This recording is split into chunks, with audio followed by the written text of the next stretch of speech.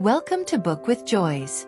This is a space to slow down, breathe, and remember what the world made you forget. That your worth was never something to earn. Today we'll explore the difference between worth and value, how the world teaches us to measure ourselves, and how to finally live from the part of you that can never be measured. Take a deep breath. You don't have to prove anything here. You only have to listen. Part 1. The moment you started measuring yourself. There's a quiet moment, though you might not remember it, when you stopped simply existing and started measuring. Measuring your success, your beauty, your likability, your usefulness, your enoughness. It's subtle at first, like an invisible thread tightening around your chest. One day you were just you. And then, without even noticing, you began performing for something. Approval, belonging, safety, love. That's the moment you started confusing value with worth. The first currency you ever learned. No one sits you down and says, "Here's how to earn love." But as children, we're quick learners. We learn what makes adults smile. We learn what earns attention. We learn what gets us praised, and what gets us ignored. And so, little by little, you start shaping yourself around those invisible rules. Be quiet. Be smart. Be good. Be helpful. Be strong. You stop being, and start earning. You learn that approval feels like warmth, and disapproval feels like withdrawal. You start chasing that warmth, because warmth feels like safety. That's where the confusion begins. You start believing that how others respond to you defines how much you're worth. The invisible formula. From that point on, most of us carry around an invisible formula that governs our self-esteem. It sounds something like this. What I do plus how others respond equals who I am. If you do well and people approve, you feel proud, lovable, safe. If you make a mistake or get rejected, you feel small, ashamed, not enough. That's the formula. And it runs quietly in the background of your life. Like a piece of code you didn't write but somehow inherited. You measure yourself through your productivity, your reflection, your likes, your relationships. You start to think that enoughness is something you can earn. How society reinforces it. And then you grow up. And the world, instead of challenging that formula, doubles down on it. Grades become your first scoreboard. Work becomes your worth. Social media becomes your mirror. Everywhere you look, someone is quantifying their existence. Followers, salary, weight, status, relationships. We're surrounded by metrics, proof that value is measurable. But worth? No one talks about that. We live in a world that rewards visibility, not essence. Usefulness, not presence. Performance, not peace. And the more you chase external validation, the more distant you become from your inherent worth. Because value is what the world sees in you.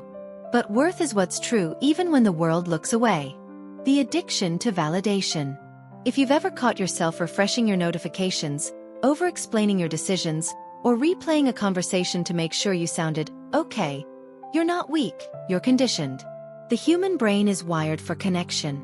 When approval comes, it releases dopamine, the brain's reward chemical. When rejection comes, it triggers the same pain centers as physical injury. So your craving for validation isn't vanity. It's survival. Your nervous system learned early on that belonging equals safety. But here's the problem. External validation is like sugar. It gives you a rush, but it never satisfies. You always need more. Because what you're really craving isn't validation. It's recognition.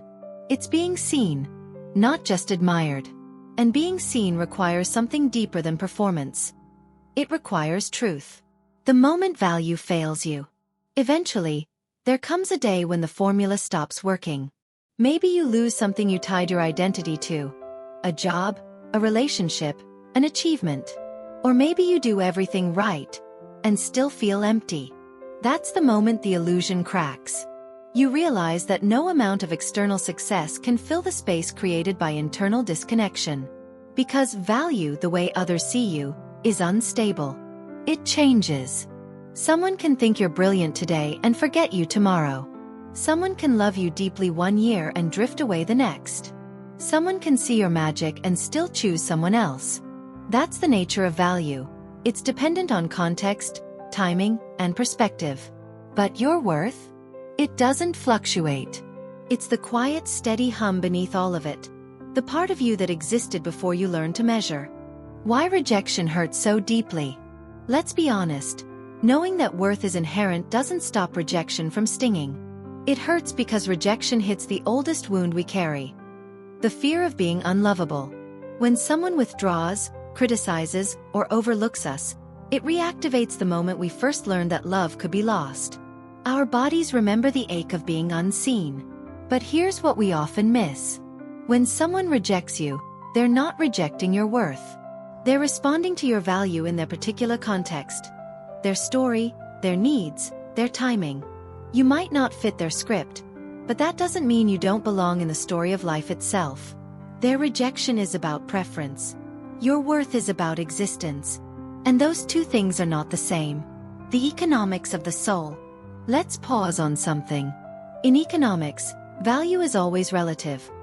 It depends on supply, demand, and timing. The same diamond can be priceless to one person and irrelevant to another. A painting can sit in an attic for years, then suddenly become worth millions when someone finally recognizes its beauty. But worth, true worth, doesn't depend on recognition. The painting was always art. The diamond was always precious. The recognition only changed its value, not its essence. You too have an essence, and no one's ability to see it determines whether it exists. The myth of earning enoughness. Think about how many times you've said, if I can just achieve this, lose that weight, make this much, find that person, then I'll feel enough. But every time you reach the goal, the feeling fades. Why? Because you're chasing value, not worth. Value is external and fleeting. Worth is internal and eternal. As long as your enoughness depends on outcomes, you'll never feel secure, because outcomes are fragile. They can change overnight. But when your enoughness is grounded in worth, in something that can't be earned or lost, you stop chasing. You start resting. And that's where freedom lives. The comparison trap. We often compare our value without realizing we're comparing contexts. You might look at someone else and think, they're doing better than me. But value isn't absolute. It's situational. Think of it like art styles. A watercolor painting isn't less valuable than an oil painting. It's just appreciated by different people, in different moments. Your style, your story, your essence, they'll never appeal to everyone. And that's not failure. It's design. The goal isn't to be valuable to everyone. It's to be true to yourself, because truth never goes out of style. The performance self. When you tie your worth to external value, you start living as a performer. You act confident when you're scared. You say yes when you mean no. You hustle even when your soul begs for rest. You confuse being liked with being safe. But here's the irony. The more you perform for love, the less love you actually feel. Because deep down, you know it's not you they're loving. It's the version of you that keeps them comfortable. Performing for value always costs you authenticity. And authenticity is where worth breathes. The moment you stop measuring. Imagine for a second what your life would feel like if you stopped measuring yourself by how well you're received. What if you allowed yourself to be mediocre at something and still felt worthy? What if you didn't chase being chosen, because you already are, by yourself? What if you stopped treating your life like a performance and started living it like a prayer? That's what it means to stop confusing worth and value. It's not arrogance. It's alignment. You stop seeing yourself as a product to improve, and start seeing yourself as a presence to honor. Returning to the original you. Take a breath. Think back to a time before you knew what impressive meant. Before you started trying to be good enough. Who were you? Maybe you were loud, or dreamy, or curious, or tender. That version of you, the one who existed before the measuring began, is still here.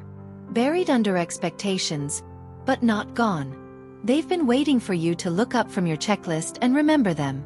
Because worth was never something to find. It was something to return to. The first step home. So here's your invitation for this week. Notice when you're chasing value, the moments when you're trying to prove, impress, or earn. Then pause and ask yourself, if I already believed I was worthy, what would I do differently right now? Let that question be your compass, because that's how you start living from worth instead of performing for value. You'll notice your pace slow down, your choices soften, your peace deepen. You'll stop running toward validation and start walking toward authenticity. And with every step, you'll hear a quiet voice whisper, you were never the job, the role, or the reflection. You were the light that made them visible. The moment you started measuring yourself was not your fault. It was your way of surviving in a world that forgot how to see inherent worth. But now you know better. You know that value changes hands, but worth never leaves. You can lose the title, the lover, the applause, but you will never lose yourself. So maybe it's time to stop asking, what am I worth to them? And start asking, what am I worth to me? Because that's the real difference between value and worth. One can be given, the other simply is.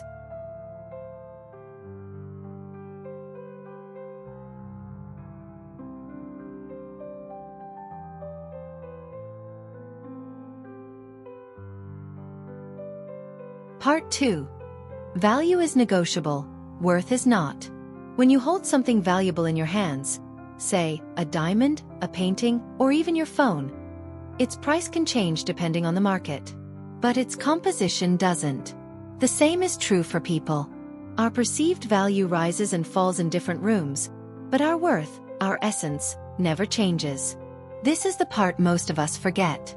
We spend our lives trying to manage how valuable we seem, and we lose sight of what never needed management, our worth. The shifting nature of value. Think about how easily the world changes its mind. Yesterday, you were everyone's favorite. Today, the spotlight's moved. You were once the it person in your office, your friend group, your relationship, and now someone else has taken that space. If you've ever felt the ache of being replaced or overlooked, you know how fragile value can be. But that fragility isn't a sign that you're broken. It's proof that value is contextual.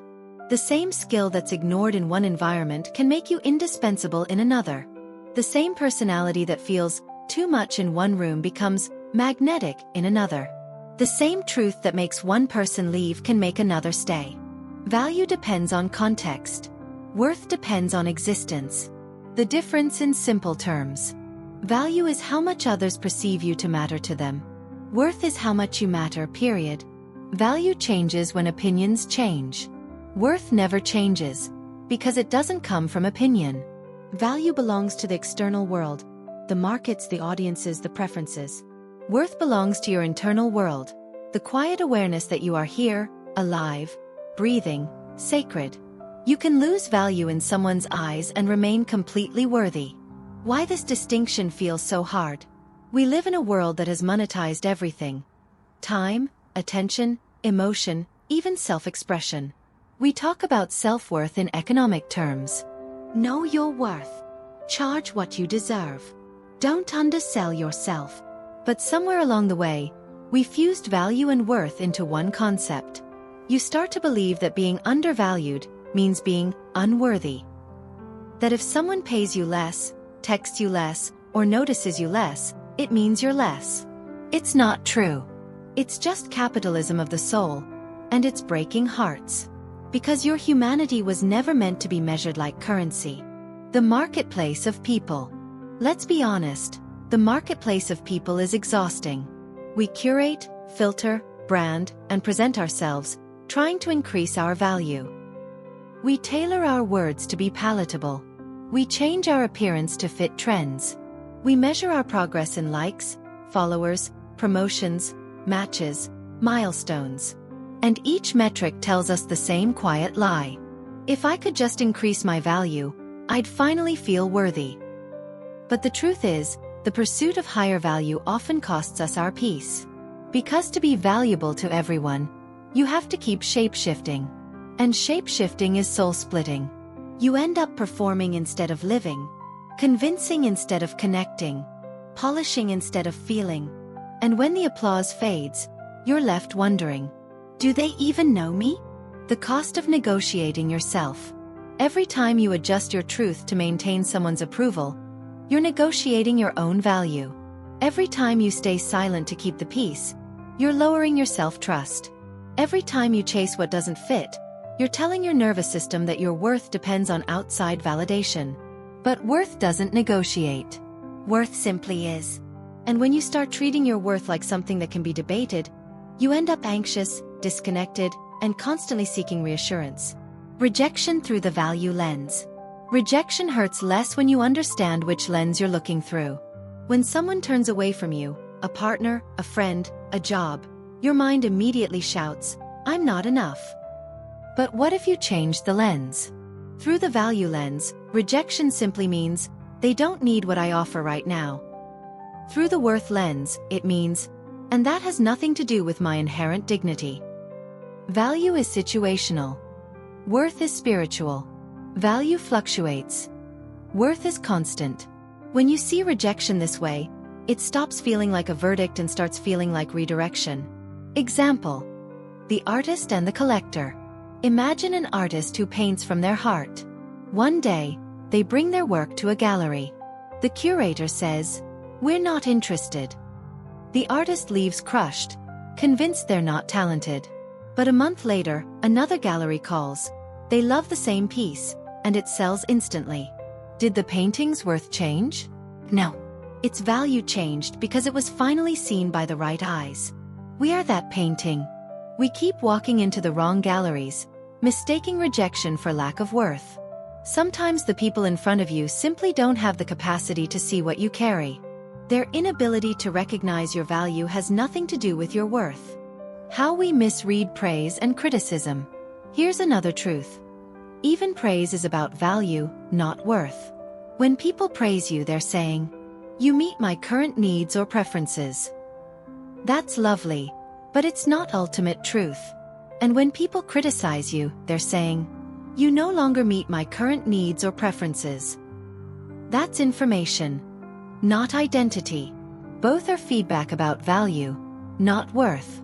When you internalize praise as proof of worth, you also internalize criticism as proof of unworthiness. That's why external validation is such a trap. You can't take one without giving power to the other. The antidote is neutrality. Learning to appreciate value feedback without tying it to identity. You can say, "I'm grateful they saw my value," or "I understand they don't right now," and still know, "I'm worthy either way." The story of gold. Gold is valuable because it's rare and durable. But even when gold prices drop, it's still gold. The market may change, but its essence doesn't. Your essence is like that. When your market value dips, when people overlook you, when life slows down, when things don't sparkle, your worth is still intact. You don't lose your worth because you're unseen. You only lose touch with it when you forget it was never theirs to grant. The difference between recognition and reality. Recognition is how the world mirrors your value back to you. Reality is your worth existing regardless of mirrors. When recognition fades, many of us panic.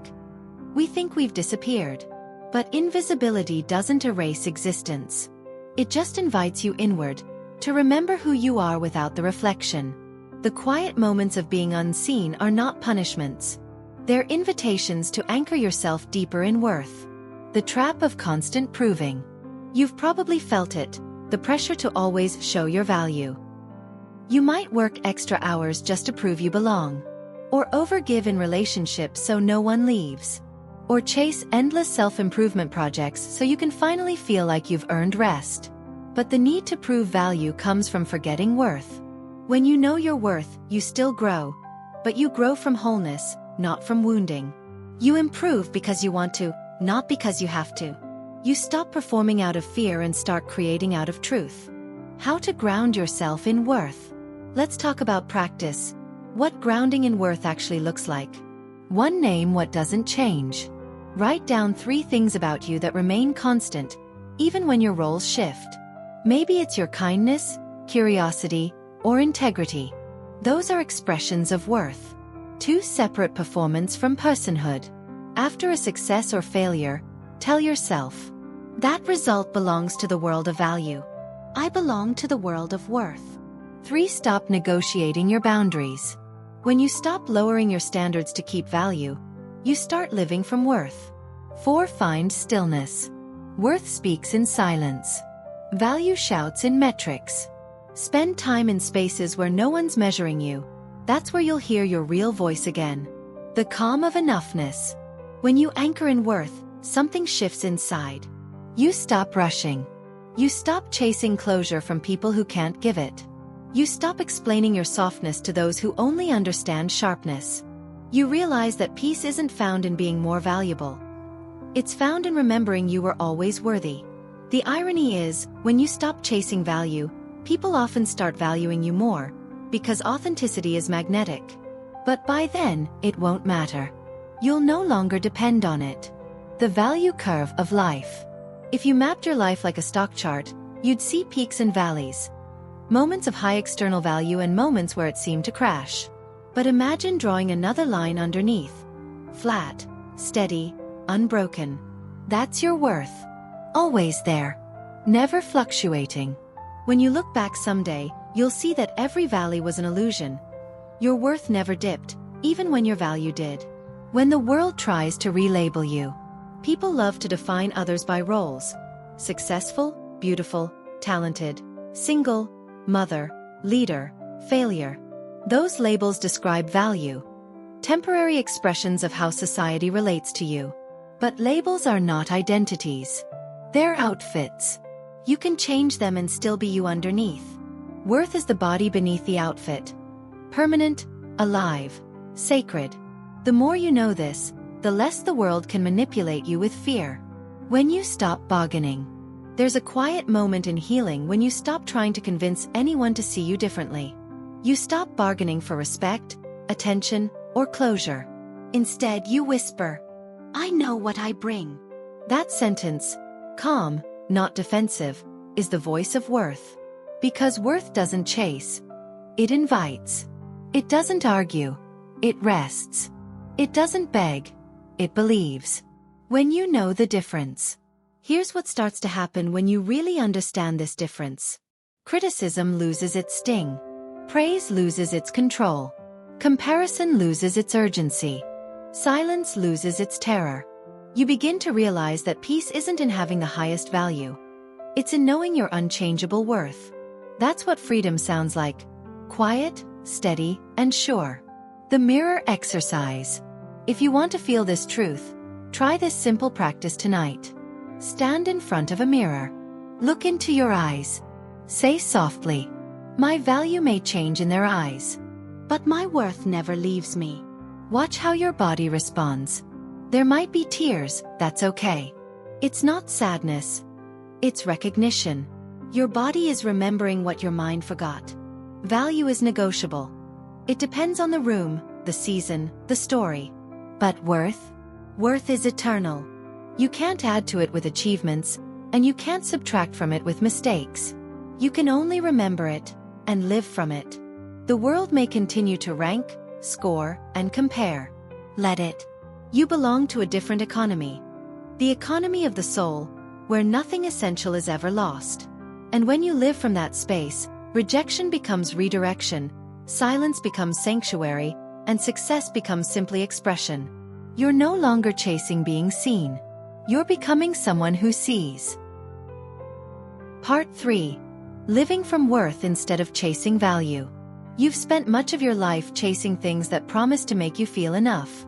Success, love, approval, recognition. And now, you're starting to see the truth.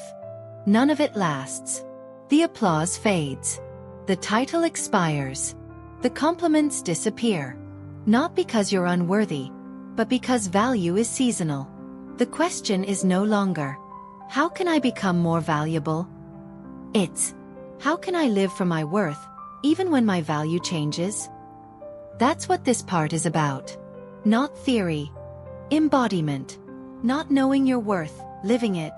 The quiet revolution of enoughness. When you live from worth, life slows down. Not because you've stopped caring, but because you've stopped performing. You no longer rush to fill every silence or prove your place in every room. You don't need to be the loudest voice or the brightest star. You start to feel peace even in stillness. Because when worth becomes your foundation, presence replaces performance. Living from worth is a quiet revolution. It's choosing to belong to yourself before belonging anywhere else. The shift in relationships. Let's start with the space where we often forget our worth first: relationships. When you live from value, love becomes transactional. You give to get. You mold yourself to fit. You take rejection as proof of your unworthiness. But when you live from worth, love becomes free. You stop auditioning for affection. You stop keeping score. You stop begging for clarity from people who communicate in confusion. Because you finally understand. Their ability to value you has nothing to do with your inherent worthiness of love. From performance to presence. Here's how this looks in practice. Before, you'd text back immediately because you didn't want to seem uninterested. Now you pause. Because your peace matters more than perception. Before, you'd apologize for expressing needs. Now, you communicate clearly because your needs are valid. Before, you'd stay in places that constantly required you to prove your value. Now you walk away. Not out of bitterness, but self-respect. You stop performing to keep connection. You start being, and let connection grow from there. That's living from worth. The boundaries of worth. Boundaries aren't walls. They're mirrors. They reflect how deeply you respect your own worth. When you know your worth, no becomes sacred. You stop saying yes to things that deplete you just to feel valuable. You stop letting guilt guide your decisions. You begin to understand that love without boundaries isn't love. It's self-erasure. Worth whispers. You're allowed to protect your peace. You're allowed to take up space. You're allowed to stop explaining. Every boundary you set is a small ceremony of self-worth. Work and purpose. Now let's talk about work, the modern altar of value. We live in a culture that confuses busyness with importance. The more productive you are, the more valuable you seem. But productivity is not identity. Living from worth means you can rest without guilt. It means you can fail without shame. It means you can succeed without arrogance. Your work expresses your gifts, but it doesn't define your worth. You can change careers, step back, or even start over, and still remain whole. Because your worth isn't tied to your role. It's tied to your being. When you stop trying to prove your value at work, your creativity expands. You're no longer driven by fear of not being enough, but by love for what you do. The stillness of the soul. Living from worth doesn't mean you stop caring what others think. It means their opinions no longer decide who you are. You can appreciate feedback without collapsing. You can take criticism as perspective, not prophecy. You can disagree without feeling unsafe. Because your foundation is internal. You belong to yourself first. That's why people who live from worth seem calm. Not because their lives are easy, but because their identity is stable. They've anchored their peace somewhere unshakable. The fear of losing value. Even when you know your worth, the fear of losing value can sneak in. You might wonder, what if they stop loving me? What if my work becomes irrelevant? What if I fade into the background? Those fears are natural.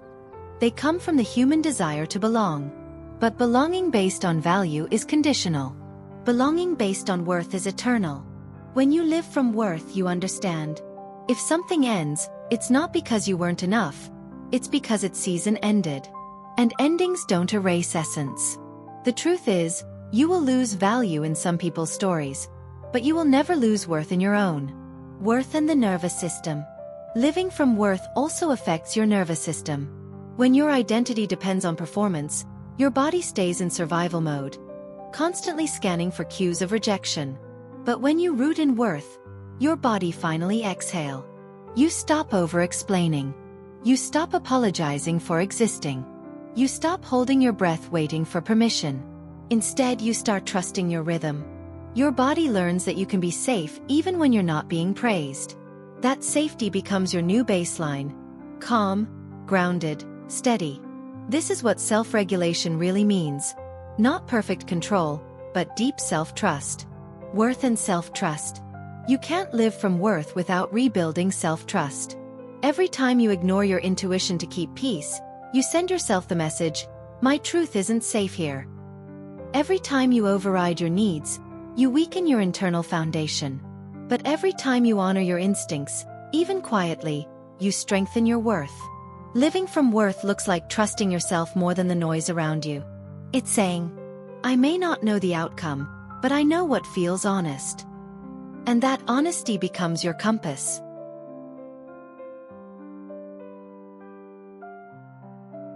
Worth in the small moments.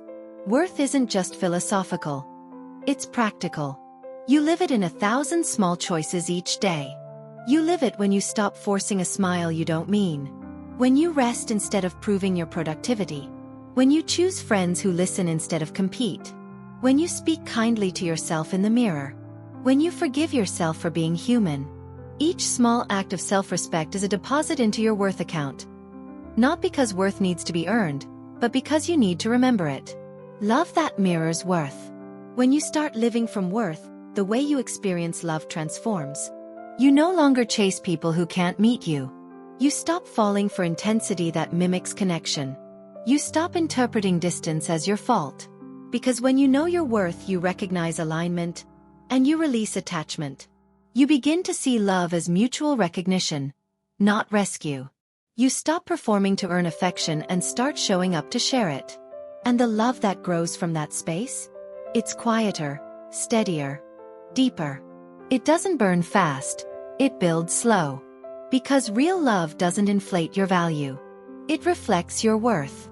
When you fall back into performance, even when you know all of this, you'll still slip sometimes. You'll still seek approval. You'll still measure yourself. You'll still feel the sting of comparison. That's okay.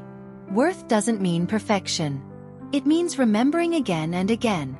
Every time you catch yourself performing, instead of judging yourself, just pause and say, "I forgot.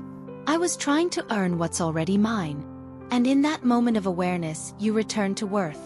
It's not about never leaving home. It's about always finding your way back. The peace of unshakable identity.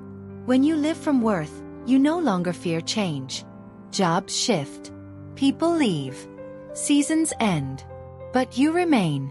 Your identity becomes unshakable because it's built on something internal, not external.